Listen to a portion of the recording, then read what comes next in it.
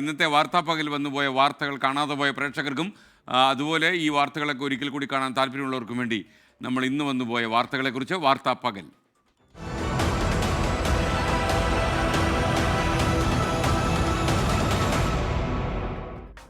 IAS തലപ്പത്തെ പോര് പുതിയ തലത്തിലേക്ക്. ചീഫ് സെക്രട്ടറിക്കെതിരെ അസാധാരണ നീക്കവുമായി സസ്പെൻഷനിലായ എൻ പ്രശാന്ത്.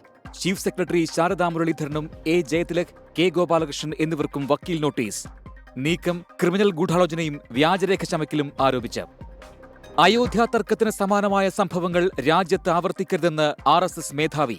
പള്ളികളിൽ അവകാശവാദം ഉന്നയിച്ച് പരിശോധന നടത്തുന്നത് ശരിയല്ലെന്നും മതേതരത്വം ഉയർത്തിപ്പിടിക്കണമെന്നും മോഹൻ ഭാഗവത്.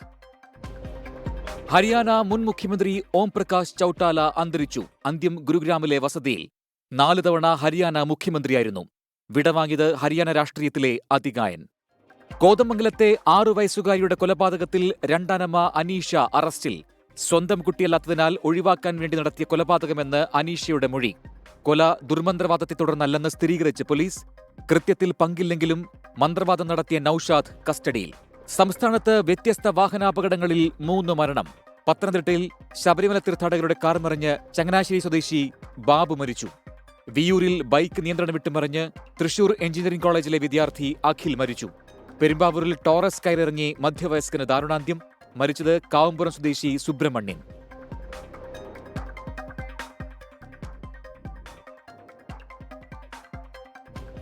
പാതയോരങ്ങളിലെ അനധികൃത ഫ്ലക്സ് ബോർഡുകൾ സ്ഥാപിച്ച കേസുകളിൽ പിഴയടയ്ക്കാതെ നിയമലംഘകർ. 60 ലക്ഷത്തിലേറെ രൂപ പിഴയിട്ടെങ്കിലും പിരിഞ്ഞു കിട്ടിയത് 7 ലക്ഷം രൂപയോളം മാത്രം. പിഴയടക്കുന്നതിൽ രാഷ്ട്രീയ പാർട്ടികൾക്കും മതസ്ഥാപനങ്ങൾക്കും അലംഭാവം.